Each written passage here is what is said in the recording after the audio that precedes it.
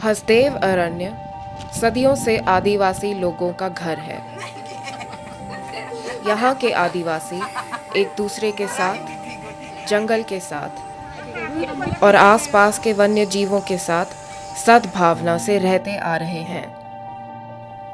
पर आज कई दिनों से सूरज पक्षियों की राग से अलविदा नहीं बोलता, बल्कि ट्रकों के शोर से रसातल में डूब जाता है।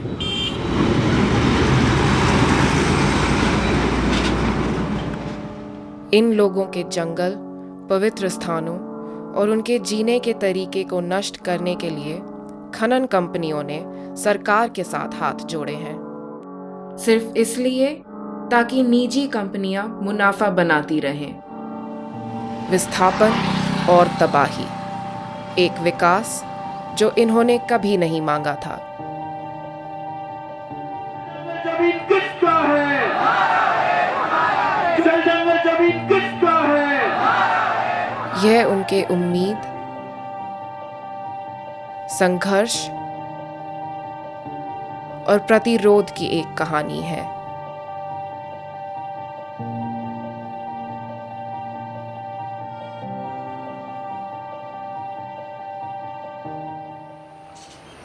यह है हसदेव अरण्य, उत्तरी छत्तीसगढ़ का विशाल प्राचीन जंगल। एक जमीन जो आदिवासी लोगों के भौतिक और सांस्कृतिक अस्तित्व को सुनिश्चित करती है। वहाँ ना हम लोग सब चीज़ मिलती जंगल में। हमन महुआ भी बीन नाम थान और तेंदुक पत्ता भी तोड़ थान, जड़ी बूटी मिलते, गाय गरुआ चढ़ते, लकड़ी लुठी नाम थान और जौन फल फूल होते तेहू ला हमन तोड़ तोड़ के नाम थान और खतान, सब चीज़ हम लोग सुविधा मिलती। इनके पवित्र जंगल के नीचे विशाल कोल फील्ड गड़ा हुआ है, जिसके ऊपर शक्तिशाली निगमों की नजर पड़ी है।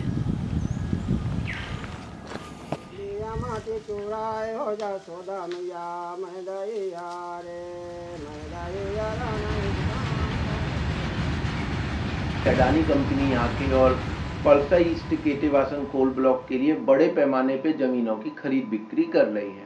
लोगों को कोई जानकारी नहीं है। लोगों को बस इतना पता है कि यहाँ खदान होने वाली है, खदान खुलने की क्या प्रक्रियाएं हैं, पर्यावरणीय स्वीकृति की क्या प्रक्रिया है, वन स्वीकृति की क्या प्रक्रिया है, भूमि अधिग्रहण की क्या प्रक्रिया है, ग्राम सभा से अनिवार्य सहमति हो, ये कोई जानकारी उस समय समुदाय को नहीं थी। तो वो तो रह नहीं गया। जो खेती धंधा कर रहे थे वो जंगल में जो पालतू जानवर हैं उनको चरा रहे थे, वो सब ख़त्म हो गया हमेशा के लिए। तो पहाड़ तो झरिया ये सब बना कर रख दिए, गड्ढा खोद कर। पर पहले यह क्षेत्र ऐसा नहीं था। रही बात है जो जंगल, नदी के जो बीच में भारी जंगल था, और इस जंगल में मतलब कहीं नदी किनारे कहीं गुफा था, उसमें भालू रहते थे, बड़ा बड़ा सर्प रहते थे। मतलब आज वो मतलब सब समाप्त हो गई।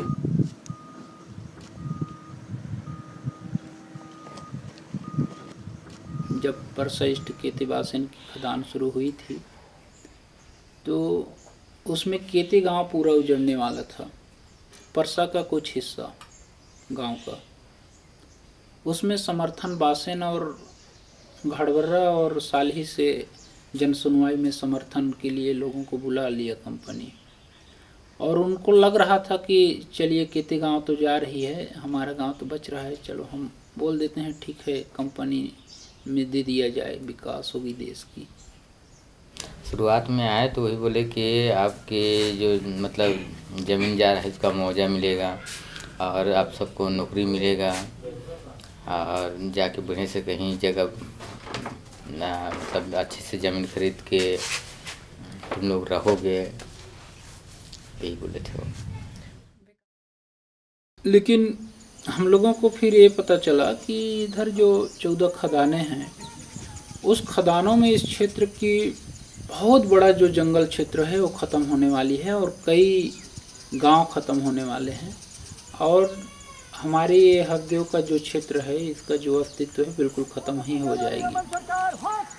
तब हम सामूहिक रूप से मैंने निर्णय लिए कि भाई हमको कोई एक गांव जा रही है तो सिर्फ वही गांव के लोग विरोध करें, ऐसे नहीं होगा। हम एक सामूहिक रूप से विरोध करते हैं क्योंकि ये पूरा क्षेत्र खत्म हो रहा है।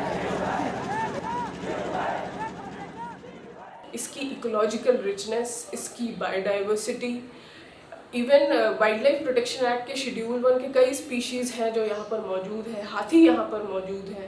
और शायद इन्हीं सारे कारणों की वजह से 2010 में पर्यावरण मंत्रालय ने इसे नोवो एरिया घोषित किया। लेकिन आज कोयले की वजह से इन सारी ही चीज़ों का अस्तित्व जो है वो खतरे में है।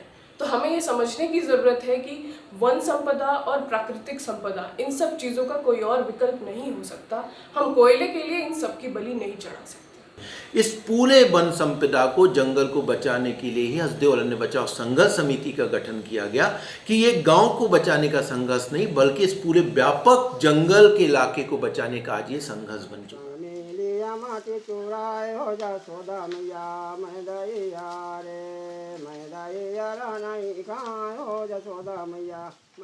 तो उस परसा कौल ब्लॉक की ग्राम सभा के लिए उन्होंने फर्जी प्रस्ताव करवाए हैं, वो भी यहाँ पे नहीं, उदयपुर रेस्ट हाउस में ग्राम सभा फर्जी करवाए हैं। सरपंच सचिव को दबाव करके वहाँ पे लिखवाया गया और प्रस्ताव पास करवाया गया।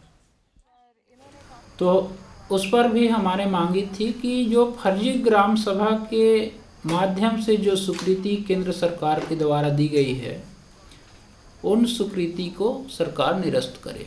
और इन्हीं मांगों के द्वारा हम लोग 70 दिन तक फतेहपुर में धरना प्रदर्शन में बैठे थे। हमने इसके खिलाफ एक उदयपुर थाना में भी एक आवेदन दिए हैं, मतलब जो फर्जी करने वालों पर FIR हो, लेकिन आज तक उस फर्जी करने वालों पर कोई कार्रवाई नहीं की गई है, जिसकी हमारे पास पावती भी है। अपने बातों को रखें और सीधे बोलें कि हसदेव अरण्य की ग्राम सभाओं को इसीलिए बाईपास किया जा रहा है क्योंकि आज हसदेव के लोग संगठित हैं, जागृत हैं और किसी भी कीमत पे अपने जंगल जमीन का विनाश होने नहीं देंगे। और कंपनियां ये अच्छे से जानती हैं कि ग्राम सभा के माध्यम से उनको ये जंगल जमीन हासिल नहीं हो सकती। कानून में यह है कि ग्राम सभा तय करेगी कि हमको देना है नहीं देना है। तो ग्राम सभा से मतलब अगर हम तय करके कर दिए, उसका जो है अवहेलना नहीं होना चाहिए। तो यह अवहेलना जब होता है तब हमारा जो ताकत है वो थोड़ा कमज़ोर दिखने लगता है कि हम संवैधानिक अधिकार के आधार पे हम जो लड़ाई लड़ रहे हैं तो उसमें भी हमको संरक्षण नहीं मिल रहा है, तो अब क्या करें।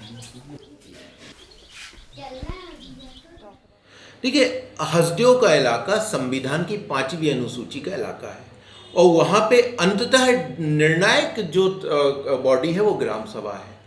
चाहे वो राज्य सरकार हो या केंद्र सरकार को हो, ग्राम सभा के निर्णय का पालन करना चाहिए। लेकिन दोनों ही सरकारें ग्राम सभाओं के निर्णय की जगह अंततः कॉरपोरेट को मदद कर रही हैं और ग्राम सभाओं के अधिकारों को बाईपास कर रही हैं। तो प्राथमिकता जो है वो कॉरपोरेट है, ना कि लोग।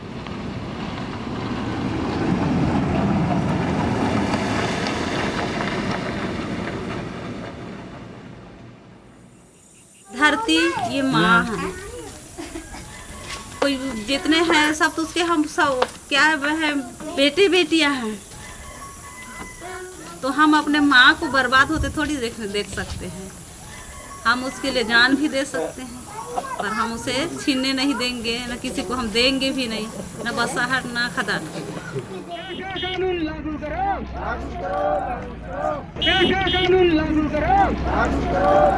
हम खदान का विरोध करते हैं, पहले भी किए थे, अब भी करते हैं, भविष्य में भी करते हैं। कानून लागू करो। 2012 से PKB के बाद आज 1 इंच जमीन नहीं कट पाई है तो हसदेव के लोगों की ताकत की वजह से। अभी मुझे लगता है ज़रूरत सरकार को हमारे साथ खड़े होने की ज़रूरत है कि अगर इस क्षेत्र को बचाया जाए तो उस पर्यावरण की दृष्टि से सरकार को भी खड़े होना चाहिए कि इस क्षेत्र को बचाया जाए।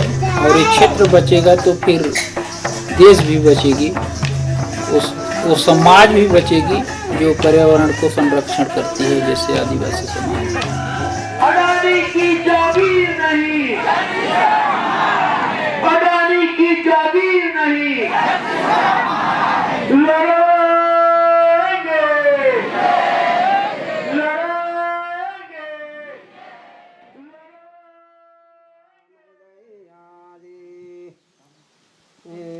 गाय भैंस करा दुधावा दुहाए, संग में लिया माटी चुराए, हो जा सोदा मैया मैं दैया रे, मैं दैया नहीं खाए, हो जा सोदा मैया मैं दैया रे, नन्या ने चुकिया में दैया जमा